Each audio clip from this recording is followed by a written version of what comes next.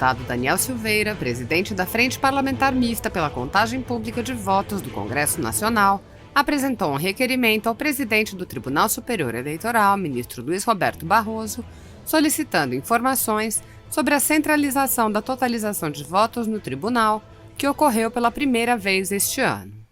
Ouça o texto do requerimento de informações. Excelentíssimo senhor presidente, com meus cumprimentos, me dirijo respeitosamente a Vossa Excelência como presidente da Frente Parlamentar Mista pela Contagem Pública de Votos do Congresso Nacional para requerer informações com fulcro no artigo 3º, inciso 3 da Lei nº 12.527 de 2011 sobre a centralização da totalização de votos no Tribunal Superior Eleitoral.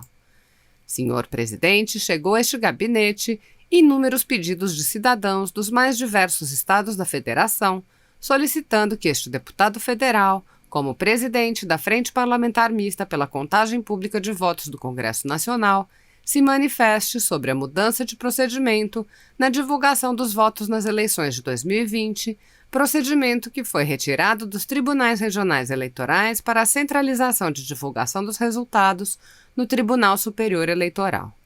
Importante esclarecer que a decisão que mudou o procedimento em tela foi tomada pela equipe técnica desse tribunal durante a presidência da ministra Rosa Weber, que assumiu a presidência dessa corte em agosto de 2018.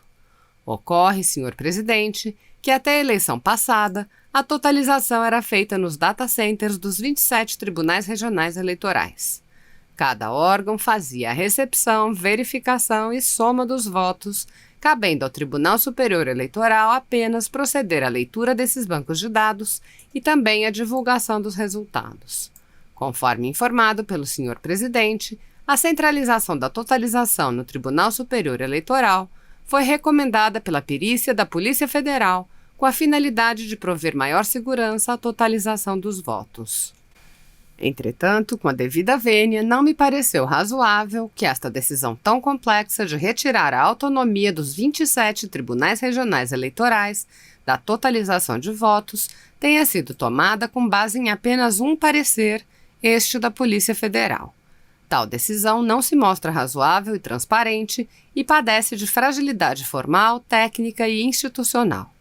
Como é de conhecimento nacional, ocorreram graves ocorrências no dia 15 de novembro de 2020, durante o primeiro turno das eleições de 2020, uma delas, a falha no sistema de totalização de votos, causou um atraso considerável na divulgação dos dados, o que gerou perplexidade de milhares de atores no processo eleitoral, dos atores ativos aos atores passivos, ou seja, dos candidatos e dos eleitores, com a interrupção da divulgação, até a liberação total do resultado final. Diante do ora exposto, venho requerer respeitosamente de Vossa Excelência as seguintes informações com fulcro no artigo 3º, inciso 3, da Lei nº 12.527 de 2011. 1. Parecer técnico da perícia da Polícia Federal que recomendou a decisão de centralização da totalização de votos no Tribunal Superior Eleitoral. 2. O plano de contingenciamento e prevenção da centralização e da totalização de votos no âmbito do Tribunal Superior Eleitoral. 3. Relatório sobre as falhas no sistema de totalização de votos. 4. Demais informações pertinentes que este excelso tribunal possa apresentar sobre a mudança de procedimento, ora objeto do presente expediente. Desta forma, excelentíssimo senhor presidente, reitero meus elevados votos de estima, entendendo que as medidas requeridas neste expediente preservam a lisura, a transparência, o direito à informação por parte do cidadão e, principalmente, a integridade do processo eleitoral brasileiro. Eu fico muito honrado de participar mais desta live da UNAB e ter aqui a presença do seu presidente, doutor Maurício Santos Pereira, da Cláudia Trinca, do Barral, todos próceres dessa entidade, que é da maior importância para a advocacia brasileira. E eu gostaria de falar sobre o tema alguma coisa mais intrigante, ou seja, como o doutor Maurício falou, seria importante, e é objetivo da UNAB, realmente, como seu objeto social, fazer com que a Constituição seja aplicável a todos os cidadãos, com igualdade e isonomia. Acontece que, no meu entender, como cidadão, a Constituição de 88, ela não cria igualdades para a cidadania, ela cria exatamente a desigualdade e cria privilégios, vamos dizer, institucionais, portanto, muito importantes para uma determinada classe, que é a classe dos servidores públicos. A própria Constituição não permite que haja uma aplicação isonômica a todos os cidadãos dos seus dispositivos. No meu entender, e naturalmente muito particular, e respeito a opinião de todas as pessoas, foi constituída como uma forma que o grande sociólogo inglês Fields, dos anos 50, dizia que nos países de terceiro mundo, países menos desenvolvidos, as oligarquias preferiram, depois da guerra, da Segunda Guerra, adotar grande parte delas o regime democrático em vez do regime autocrático militar, porque isso facilitava muito a sobrevida dessas mesmas oligarquias políticas eternas que dominavam e dominam esse país. E no caso brasileiro foi exatamente isso. Quer dizer,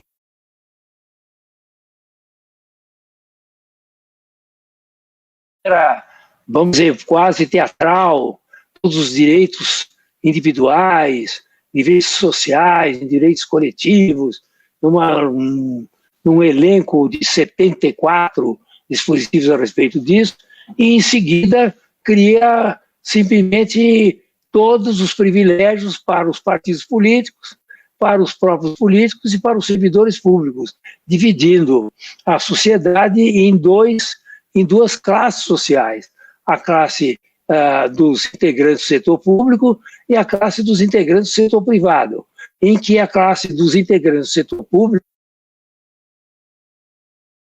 econômico em qualquer crise que ocorra no país, enquanto que todos os integrantes do setor privado, os cidadãos do setor privado, assumem todos os riscos e pagam a conta daqueles que não têm risco nenhum, que são os 11 milhões e meio de servidores públicos, mais os políticos que realmente se aproveitam para ter benesses e privilégios que não se pode nem no século XVIII imaginar tão grandes.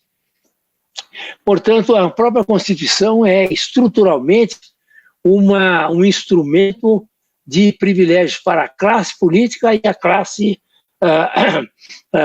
vamos dizer, burocrática. E aí a grande cisão que existe na sociedade brasileira, um domínio do Estado que não só domina a sociedade, como destrói gradativamente essa mesma sociedade, mantendo ali uma oligarquia que realmente se renova, se autoalimenta, se retroalimenta e autoalimenta todo o tempo. Quer dizer, nós temos o Centrão, por exemplo, que domina o país desde 1985, com o seu grande criador, que foi o José Sarney. E depois, essa oligarquia que foi dominando sempre todos os governos. Todos os governos foram dominados pelo Centrão, dominados pela oligarquia. Baseado no quê? Baseados exatamente numa Constituição que impede o acesso do cidadão à vida pública, à medida que há o monopólio dos partidos, em que você não pode entrar na vida pública a não ser através dos partidos. Você não pode ser candidato a vereador, deputado estadual, federal, governador, prefeito e presidente, se não for através desses partidos, que são os partidos oligárquicos que mandam no Brasil. Então você tem no Brasil uma partidocracia e um domínio burocrático de todas as benesses, fundadas naquele princípio da estabilidade para toda a massa de servidores públicos, 11 milhões e meio de servidores públicos, e também o princípio do direito adquirido. quer dizer, que é uma coisa absurda, quer dizer, no serviço público, se você, por exemplo, na Covid, você é um médico, ou enfermeiro, auxiliar de enfermagem, e tem lá alguma gratificação especial pelo esforço que você fez para salvar vidas durante a Covid, esses esforços que você fez e esses aditamentos aos seus rendimentos são incorporados imediatamente ao salário, porque é o direito adquirido. Então, como o Banco Mundial, no seu famoso relatório de 2017, diz, não existe nenhum precedente no mundo desse tal de direito adquirido no setor público. Então, você tem os fundamentos do direito adquirido, da estabilidade, da partidocracia, não acesso à cidadania, à vida pública, porque tem que passar pelos partidos políticos, pelos chefões dos partidos políticos, oligarcas, todos eles, a exceção de uns 2 ou 3, e nós temos, portanto, uma estrutura constitucional absolutamente viciada, que leva o Estado, aqui que eu já mencionei ligeiramente, a ser um fator fundamental da destruição da sociedade brasileira. A sociedade brasileira está se destruindo cada vez mais, estão criando, de um lado, privilégios absolutamente irremovíveis, e, de outro lado, uma massa enorme de pessoas que não têm nenhum recurso, que são absolutamente, estão na linha da pobreza ou abaixo da linha da pobreza, em que o setor, por exemplo, dos trabalhadores com carteira assinada, metade deles está desempregada.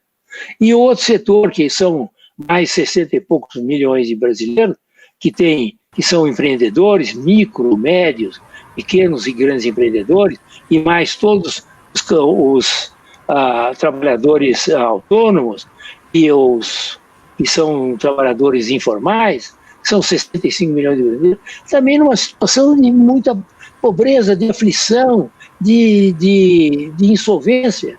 Então nós temos no Brasil uma estrutura constitucional absolutamente que não pode prevalecer, além do problema orçamentário, porque esses 11 milhões e meio de servidores, mais os políticos que têm seus gabinetes fabulosos e despesas inacreditáveis, os seus gabinetes políticos instalados nas próprias instituições, você tem um custeio, um custo do Estado totalmente voltado para satisfazer esses privilégios. Então você tem as despesas de custeio do Estado brasileiro é imensa, sobretudo nos municípios, onde 80% de todas as rendas orçamentárias são usadas para pagamento de folha. E nos estados e também na União, embora mais discretamente na União, não haja esse despesa de custeio tão grande com os rendimentos funcionários públicos, mas você vê que é um sistema viciado que tem que ser modificado inteiramente. Portanto, eu sou não só pela questão formal, de uma mudança, melhoria da Constituição, mas a Constituição atual, ela realmente nasceu para criar as crises sucessivas que acontecem. Desde 1985, o Brasil só vive de crise política, só vive de crise institucional, piorando cada vez mais. Não é o governo do Bolsonaro, o governo do Temer, o governo de não sei quem. Todos os governos vivem em crise. E essas crises agora se desembocam, inclusive na insolvência da dívida pública. Tem que ser pago agora 3 trilhões e 400 bilhões no ano de 2021 da dívida pública, não há nenhum recurso, todos eles estão sugados nas despesas de custeio do Estado, sendo que sobra apenas 8% para as despesas discricionárias do governo. Portanto, você tem aí uma situação muito grave que recomenda e exige à sociedade brasileira que acabe esses privilégios. É uma exigência da sociedade brasileira que tem hoje consciência de que vivemos num mundo de privilégios e que se cria, através de uma nova Constituição, uma possibilidade de um país de oportunidades e não mais de privilégios. Muito bom, doutor Modesto. Oi. A moça faz favor para mim. Doutor Modesto, então, na verdade, o senhor acha realmente que a nossa Constituição ela é extremamente gigante, intervencionista, e que protege uma classe de servidores públicos em detrimento a maior parte da população, que não sobra orçamento, tá, para poder ter investimento na classe como um todo. E fica, na verdade, criando-se marajás públicos, né? Porque nós ficamos adstritos, né? A própria Constituição garantindo vitaliciedade, privilégios, 14º, né? Então nós teríamos que... O senhor defende uma Constituição mínima, com menos intervenção do Estado, menos aparelhada, é isso? Não, o que nós temos que ter é uma Constituição principiológica e não mais uma Constituição analítica, como nós temos hoje. Nós temos hoje na Constituição 3.574 dispositivos contidos nos seus 340 e poucos artigos, da parte geral e da parte transitória e disposições gerais. Então você tem, no Brasil, uma Constituição que cria um Estado que domina, que impede a presença da cidadania na política, na vida pública também, além do desgaste de tudo. E cria um Estado, Cláudia, que realmente destrói a sociedade brasileira. Nós temos no Brasil potencialidades enormes, centros de excelência estupendos, diagnósticos feitos pela própria sociedade civil e pelo próprio Estado, que demonstram como resolver as situações a longo prazo e todo o problema social, problema econômico brasileiro.